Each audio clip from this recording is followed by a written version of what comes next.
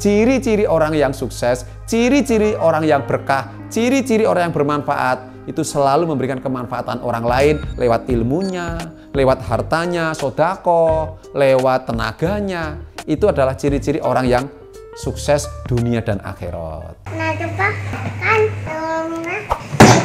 ini sih. Paman harikan malam AAM. Ada. Assalamualaikum warahmatullahi wabarakatuh. Masih bersama channel Alfa Frozen Mart. Cukup melihat dan mendengar jadi pengalaman. Alhamdulillah kali ini Mas Ayar masih punya kesempatan untuk berbagi ilmu, berbagi pengalaman dengan teman-teman subscriber di mana saja berada. Khususnya para subscriber yang baru bergabung di channel AFM ini. Yaitu kali ini saya sendiri akan memberikan kiat sukses, yaitu 5 langkah sukses ala AFM. Yang mana langkah sukses ini yang sudah saya jalani dengan pengalaman, dengan perjalanan kurun waktu bergelut di dunia bisnis, khususnya di frozen food, kurang lebih 18 tahun, mulai tahun 2004. Yang pertama yaitu hidup itu harus mencari masalah. Mas, hidup kok mencari masalah? Bukan cari-cari masalah. Kalimat mencari masalah berarti kita action. Dengan datangnya masalah, dengan kita mencari masalah, gitu, menunjukkan kita tambah dewasa, kita tambah mengerti, kita tambah pengalaman, dan yang paling pokok, kita tambah bijak dalam menyikapi proses-proses permasalahan ke depan. Karena perlu kita ketahui, mencari masalah itu menunjukkan kita belajar sambil praktek. Karena umumnya di sekolahan itu belajar dulu baru ujian.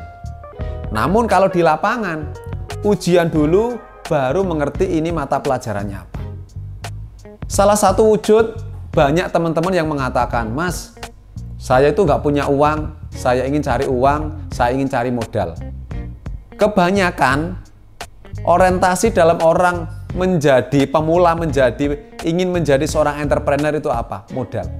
Contoh, setelah dia mendapatkan uang, entah uang dari pinjaman, entah menjual apa, entah dapat warisan, atau barangkali menemukan modal, menemukan uang. Apakah dengan banyaknya modal itu dia bisa menjadi seorang entrepreneur, bisa berbisnis? Bingung. Sudah pegang uang, mau jualan apa? Mau usaha apa? Betul apa tidak? Setelah punya uang, setelah sudah punya usaha, bingung lagi. Bagaimana ya cara memasarkannya? Bagaimana ya cara menjualnya? Karena apa? Bukan penentu. Ada sebuah cerita atau konsep yang perlu kita pahami. Kalau kamu belum bisa usaha dengan modal sendiri, ikutlah dengan orang lain. Kalimat ikut dengan orang lain, mencari modal dengan orang lain, cuma serta-merta mengumpulkan dana modal itu tidak. Ternyata kita disuruh ikut orang lain dulu. Emang pertama orientasi kita mengumpulkan dana, mengumpulkan uang. Ya kan? Tapi yang paling pokok bukan di modal sebenarnya. Kita ikut orang, ternyata banyak yang kita pelajari. Oh, seperti ini, satu, ya kan? Bagaimana cara mengendalikan karyawan? Bagaimana mengelola karyawan? Artinya punya anak buah. Yang kedua, bagaimana menanggapi dengan pelanggan setia, pembeli? Bagaimana pembeli itu bisa nyaman? Yang ketiga, bagaimana cara mengelola keuangan, manajemen, ya kan? Jadi bukan sekedar mengumpulkan uang, tapi mengumpulkan ilmu. Gitu loh. Karena bisnis itu diawali dari apa adanya. Jangan punya pikiran, aku harus cari uang sekian. Nah, nanti kalau sudah uang dapat sekian, nanti jangan. Kalau jenengan memang benar-benar ingin menjadi seorang entrepreneur, awalilah, mulailah dari sedini mungkin. Kalau memang benar-benar belum siap, ikut orang. Kalimat ikut orang itu bermacam-macam loh. Bisa juga ikut secara langsung menjadi karyawan. Atau bisa juga nempel, bahasa Jawanya itu nempel, Mas. Atau apa namanya, Bu, Bapak boleh nggak saya kalau bawa produk Bapak nanti tak jualkan, nanti yang laku tak bayar, yang tidak laku tak kembalikan. Ya kan? Gampangannya seperti itu. Aku yakin Kak, teman-teman semuanya akan menemukan orang yang bisa percaya dengan kalian. Orang yang bisa mempercayai dengan teman-teman semuanya. Jadi jangan orientasinya selalu modal, tapi dasar ilmu melangkah mencari pengalaman sambil belajar.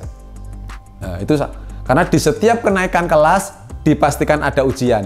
Di setiap datangnya ujian dalam kehidupan dipastikan datangnya kesuksesan.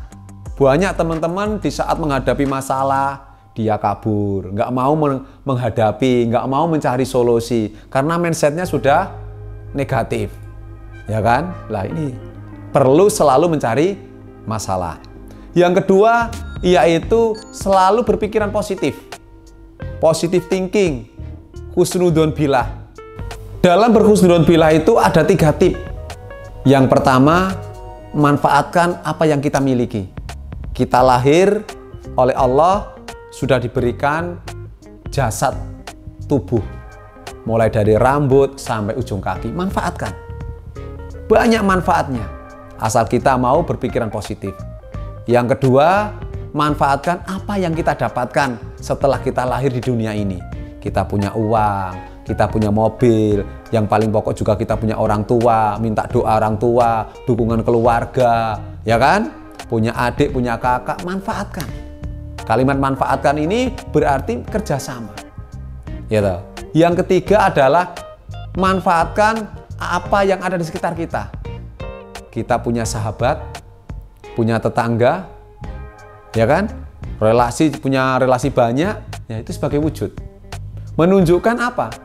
Menunjukkan kalau dengan 3 tip tadi kita bisa menggunakan dengan positif, dengan baik. Insya Allah apa yang kita cita-citakan bisa terlaksana. Bila kalian ingin menginginkan sebuah gedung dan jenengan tidak bisa membangun gedung, rekrutlah orang yang bisa membangun gedung. Bila kalian ingin menyeberangi sebuah lautan, maka rekrutlah orang yang punya kapal. Dan begitu juga dengan masalah bisnis. Rekrutlah orang yang bisa membantu bisnis kalian. Carilah orang yang bisa diajak kerjasama. Artinya apa? Selalu berpikiran positif, selalu husnudzon billah. Ini sangat luar biasa. Karena itu kunci, mindset. Kalau kita selalu punya pikiran negatif, lemah, kurang semangat, otomatis pola pikir kita, tata cara kita juga menjadikan penentu kegagalan. Nah, karena kita sendiri nggak yakin kok, ya kan? Kita sendiri tidak percaya diri kok. Nah, itu yang paling pokok. Dan yang ketiga, yaitu perubahan diawali dari diri sendiri. Karena apa? Kesuksesan itu ditentukan dari kesemangatan kita. Kita bisa memaksakan diri untuk melampaui batas keinginan kita. Bahwasanya kita menyadari semuanya itu berawal dari diri kita. Kita yakin, aku mampu, aku bisa. Itu karena apa? Diawali tadi, punya pikiran positif. Jadi semuanya itu berawal dari diri kita. Orang gagal, orang sukses, itu penentunya adalah diri kita. Kita mau bergerak apa tidak? Kita mau berubah apa tidak?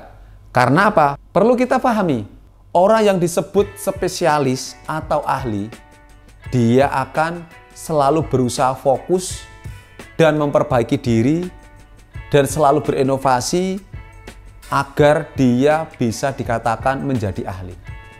Selalu berevaluasi. Nggak ada kalimat orang menjadi ahli apa coba? Ahli bengkel, ya kan?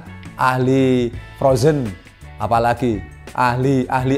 Itu tidak berjalan 1 kali 2 kali, 1 bulan 2 bulan, tapi berproses. Sukses itu tidak hadir secara kebetulan, namun sukses itu penuh dengan perjuangan, pengorbanan, dan doa. Sangat luar biasa. Jadi perlu kita pahami, semuanya adalah diawali dari diri kita. Aku mampu, aku bisa. Loh mas, saya itu kadang-kadang bingung mas untuk memulainya mas. Itu tadi, cari masalah.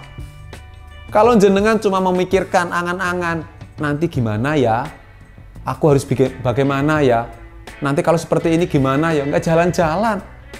Maka dari itu kalau kita niat, kita pahami, kita punya pemikiran, kita jalani sambil belajar. Dipastikan disitulah kedewasaan kita, pengalaman kita, kebijakan kita dalam menghadapi suatu problem itu bisa lebih dewasa. Dan yang keempat, yaitu ini agak berat kata teman-teman, yaitu meminta dan menerima kritik serta saran. Menerima kritik saran aja sudah baik, apalagi mau meminta. Ini adalah pintu kunci kesuksesan. Mas, menurut sampean saya kurang gimana? Saya harus bagaimana, Mas? Tadi yang saya sampaikan kurang apa, Mas? Toko saya menurut jenengan kurang apa, Mas? Mas, tadi saya bikinkan teh, tehnya kurang manis apa tidak, Mas? Mohon, Mas, kritikannya buat saya, Mas. Selalu meminta, selalu berbenah diri, memperbaiki diri. Menerima kritik serta saran sangat luar biasa. Karena nggak semua orang ya, kebanyakan orang kalau dikritik, kalau dinasehati, dia merasa egonya tinggi, nggak mau menerima. Siapapun, dari orang tua, orang yang setara, atau dari anak kita, adik kita, siapapun. Jangan lihat orang yang mengucapkan, tapi lihatlah apa yang mereka ucapkan. Selagi itu manfaat buat kita, ambil aja. Jangan merasa rendah, jangan merasa malu menerima kritik serta saran dari orang yang lebih rendah daripada kita. Jangan. Karena teman-teman yang mengkritik kita itu adalah sebagai wujud cermin bagi kita. Kaca benggala buat kita. Kalau kita mau berkaca, mau menerima kritik serta saran, dah. Kesuksesan itu ada di depan mata kok. Ya kan? Dan yang kelima, yaitu serahkan hasilnya kepada Allah. Karena perlu kita ketahui, namanya jodoh, rezeki, ya kan, pati, semuanya itu sudah ditentukan oleh Allah, sudah digariskan oleh Allah. Jangan takut untuk berbagi ilmu, jangan takut untuk saling memberi, jangan takut untuk saling mendukung, jangan takut. Berbagilah ilmu sebagaimana guru SD, yang mana guru SD itu dalam berbagi ilmu, mendidik anak didiknya, sedikit pun aku yakin beliau tidak punya rasa takut untuk merasa tersaingi. Suatu saat anak didiknya jadi guru SMP, guru SMA, jadi dosen, jadi TNI, polisi, jadi presiden, bahkan seperti itu. Nggak merasa tersaingi, malah dia akan merasa bangga. Karena seorang guru SD tadi memberikan ilmu dengan ikhlas. Sebagaimana kita. Mohon maaf kalau mindset Mas Ayar ini, kalau jenengan sepakat, seperti orang sodako saja, mohon maaf ini ya. Orang sodako itu menurut mindset saya, mindset Mas Ayar, itu nggak bisa menambah rezeki kok. Nggak bisa menambah. Tapi bisa membarokahkan. Ya, termasuk kita berbagi ilmu ini. Tidak mengurangi, tidak menambah rezeki kita. Tidak. Karena apa? Kita sudah yakin tadi di awal. Jodoh, rezeki, pati sudah ada ketentuannya kok. Sudah ada takdirnya kok. Sudah ada tulisannya kok. Kan sudah jelas. Jemputlah rezeki kalian. Rezeki kalian itu sudah tertulis, utuh, dan gak akan tertukar. Ya, tapi jemputlah dengan cara yang Allah sukai. Maka dari itu perlu kita sadari. Dengan cara yang baik, ya kita akan mendapatkan segitu. Dengan cara yang jelek, kita juga akan mendapatkan segitu. Jadi tidak bisa, walaupun jenengan dengan jahat, jenengan dengan korupsi, jenengan tidak jujur sekalipun, itu tidak mengurangi jatah rezeki. Tapi nanti ada konsekuensinya. Kalau kita menjemput dengan baik, akan mempertanggungjawabkannya. Kalau dengan jelek, juga akan mempertanggungjawabkannya. Tapi ciri-ciri orang yang sukses, ciri-ciri orang yang berkah, ciri-ciri orang yang bermanfaat, itu selalu memberikan kemanfaatan orang lain lewat ilmunya, lewat hartanya, sodako, lewat tenaganya. Itu adalah ciri-ciri orang yang sukses dunia dan akhirat. Oke, itu aja yang bisa saya sharingkan kepada teman-teman, berbagi pengalaman, karena cukup melihat dan mendengar jadi pengalaman, dan saya sangat berharap mudah-mudahan apa yang Mas Ayar ceritakan ini, dari pengalaman ini, dari ilmu yang telah dipelajarinya, mudah-mudahan bisa bermanfaat untuk teman-teman semuanya di mana saja berada, khususnya para subscriber AFM. Apabila ada kurang lebihnya, saya mohon maaf yang sebesar-besarnya. Karena perlu kita ketahui, orang yang memberimu nasihat, orang yang memberimu motivasi memang bukan orang yang sempurna. Namun, barangkali dia bisa menunjukkan satu bagian dari dirimu yang hilang. Dan sekali lagi, banyak orang yang sukses lebih dari Mas Ahyar. Nggak sekolah, dia juga lebih sukses dari Mas Ahyar. Karena perlu kita ketahui, orang sukses itu ada 3 tipe. Yang pertama, yaitu orang sukses dunia, tentang keduniaan, tapi dia pelit, tidak mau berbagi, ya kan? Yang kedua, dia sukses, tapi dia bingung, tidak bisa berbagi.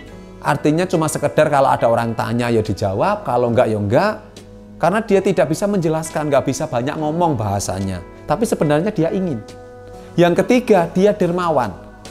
Karena dia bisa menyampaikan konsep-konsepnya dari pengalaman ilmunya, pengalaman perjalanan hidupnya, dia berbagi. Orang yang meminta dan tidak meminta, dibagi ilmunya, dibarokahkan, dijariahkan kepada semua teman-teman semuanya. Oke, terima kasih. Dari saya cukup sekian. Akhir kalam, assalamualaikum warahmatullahi wabarakatuh. AFM, sukses selalu.